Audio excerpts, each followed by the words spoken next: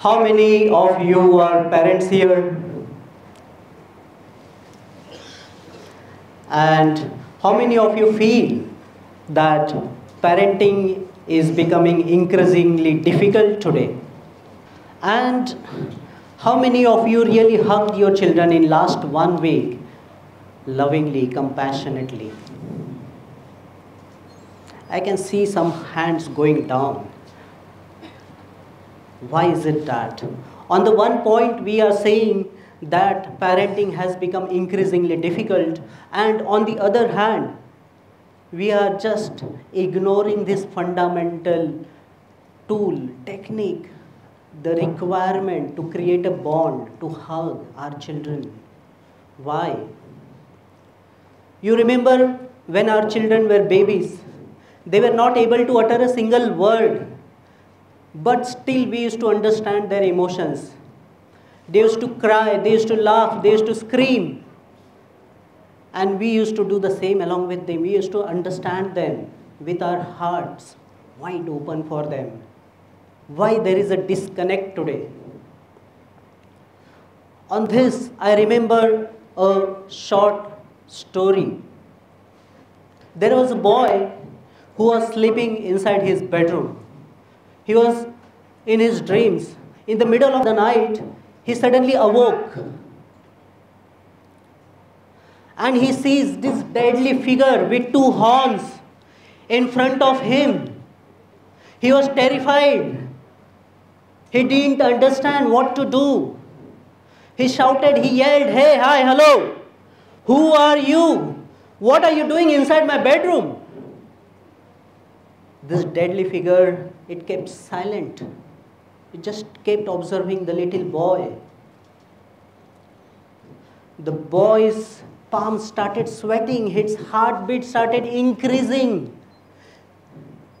He started pleading, "Tell me, who are you?" He said, "I am the god of death. I am Yamraj." The boy has never seen this figure in his life, but he has heard the purpose of this particular gentleman. He knew if he has come here, he is with a purpose. He shouted at him, "Mr. Yamraj, why are you here?" The god of death replied, "I am here to take someone from your family." The boy cried, he pleaded, "No, no, no, God of death, please forgive us for any undoing thing, unintentionally, if we had done something wrong. Please forgive, I beg you." But God of death said, "Dear boy, I have no choice. If I have come here, I'll take someone from your family tree." The boy couldn't understand what to do. With a second thought in his mind, he immediately said, "If that is the only case, God of death, I beg you, please take my life instead of my parents' life. I love them. My family needs them." The god of death was stunned to listen these words from a boy for his parents. And he said, "Boy, I was here in this room to take your life, but your parents have already signed that deal with me. For your life, they are ready to sacrifice their life." Ladies and gentlemen, the question here is not that who the god of death took along with him. The question here, the point here to remember is that we are ready to sacrifice our life for our children. Our children are ready to die for us. Then why there is a chasm going on a daily basis, on a daily routine between the students, the kids, the children, the parents? Why? Why we are not understanding each other? It's only because of there is a divide. Divides of thoughts, divides of expressions, divides of expectations from each other. Why is this happening? Why our children are hiding something from us? Why they are closing the doors when we are communicating with them? Why they are putting the passwords on their mobile phones? Because we have just stopped listening to them. We are just stopped listening to them, and we are not allowing them to speak their heart. When they started going to school, they used to tell us everything, each and everything, what's happening in their day-to-day life. And we were ignoring them. We were just interested in listening to the academic part.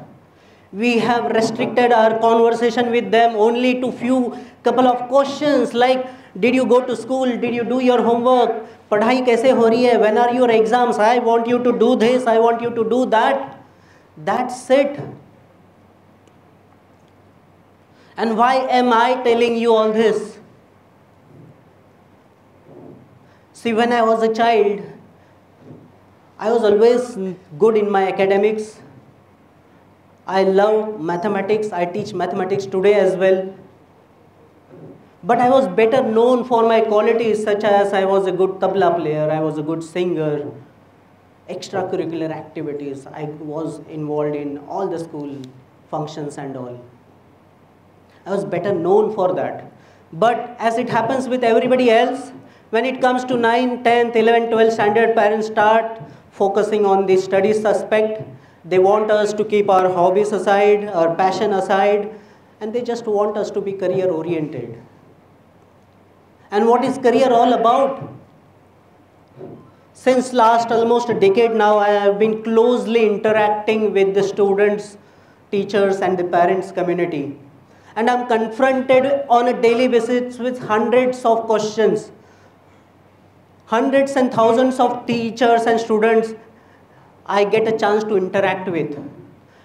And after observing, after listening to them carefully, I understood that it is not about the career, what we want from them. Do you remember this particular gentleman, Mr. Virus? He says life is a race. No, it's not a race, it's a journey. We need to enjoy it. When I ask my children, my students,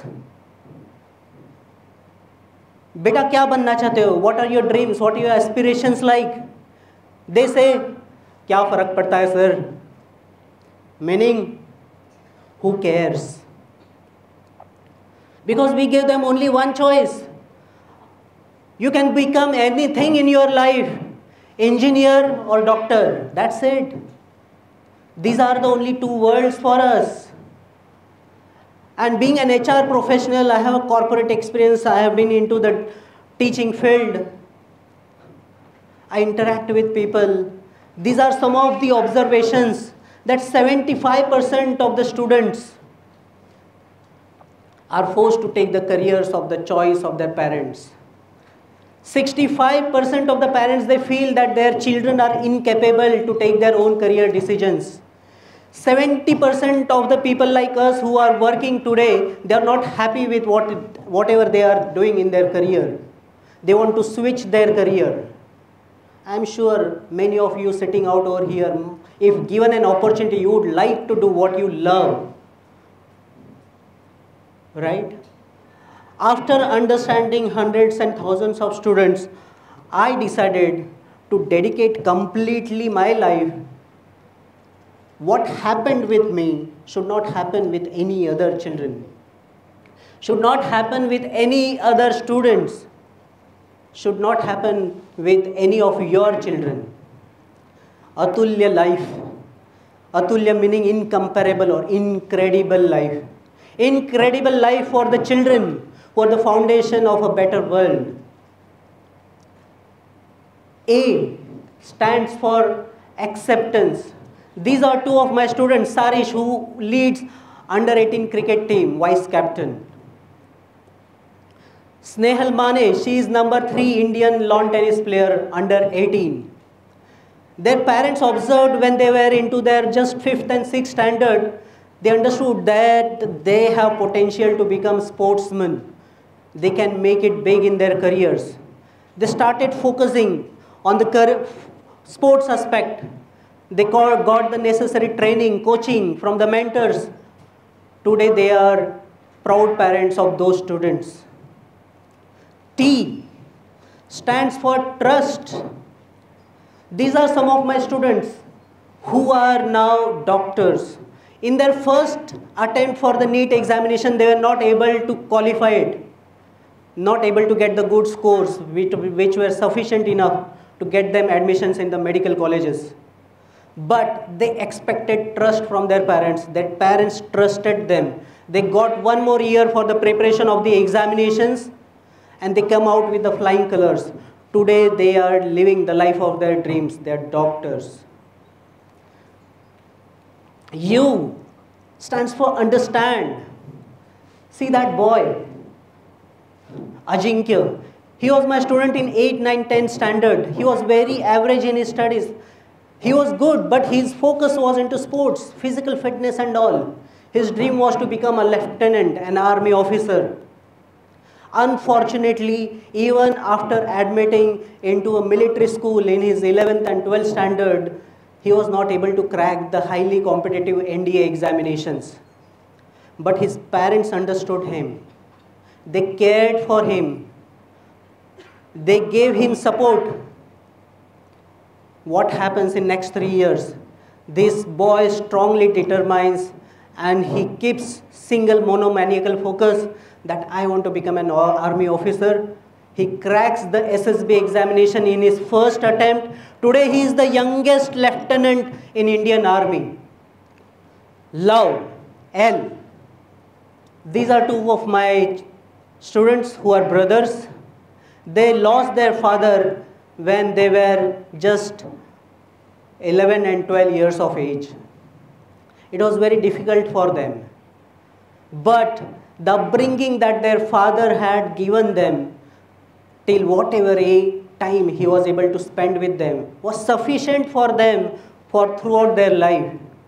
This single mom is able to raise the children with so high family values that these students are not only toppers from their schools, colleges, but also universities. These are the ideal children that any parent would look out for. If a single mom single-handedly can raise these kind of children, what is wrong with us? U stands for youthfulness. Do you remember when your kids were babies, when they used to crawl, when they used to run? We used to crawl with them, we used to run with them, we used to become horse for them, we used to become elephant for them. We used to have that healthy, youthful relationship with them. What has happened today? Why there is a gap? Irrespective of whatever age you are here, say 30, 40, 50, 60, 70 for that matter, your children will always need you. They will always look upon you, provided you give them that kind of approachable ability. It is very much essential, because if your children cannot approach you, whom they would approach for? The world is there to criticize them. What if the parents also start criticizing them in front of the world? A stands for appreciation. This is one of my students who comes from a very humble background. His dad does plumbing work for living. And somewhere his dad feels that if his son could become an engineer and all, he would not struggle as he is doing. But this particular little child is so talented. This is just one of the sketches that he has drawn. And hundreds of such sketches. He gifted me my sketch on 5th of September, Teachers' Day.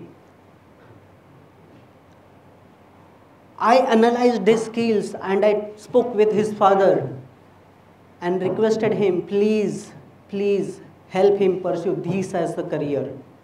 Because if we appreciate the actual talent that the children are having, they'll make it big. They'll follow their dream. They'll have an Atulya life for themselves. See, our children are like seeds. We plant them. We need to nurture them. We need to grow them until they're 18 years of age. Once they become mature enough and they are in self-control, we need not go behind them everywhere and again. Keep on telling them what to do, what not to do. But until the age of 18, we need to keep them in this kind of environment where they understand the family values. They learn from the observation. Not just we ask them do this, do that, and they'll start doing it. No. They learn with engaging activities. We need to engage with them. We need to give them love, care, affection. It is really very, very important. My only expectation from all of the parents is that let your children live their life. Don't bog them down with your unfulfilled aspirations, your unfulfilled dreams. Analyze them. Check what is good into them. Nurture those skills.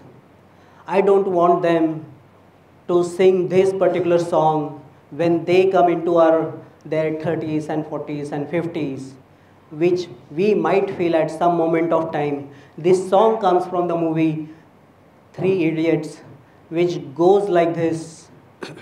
सारी उम्र हम मर मर के जी लिए, एक पल तो अब हमें जीने दो, सारी उम्र हम मर मर के जी लिए, एक पल तो अब हमें जीने दो, ना ना ना ना ना ना ना ना ना ना ना ना ना ना na na na. Give me some sunshine, give me some rays, give me another chance. I want to grow up once again. Thank you.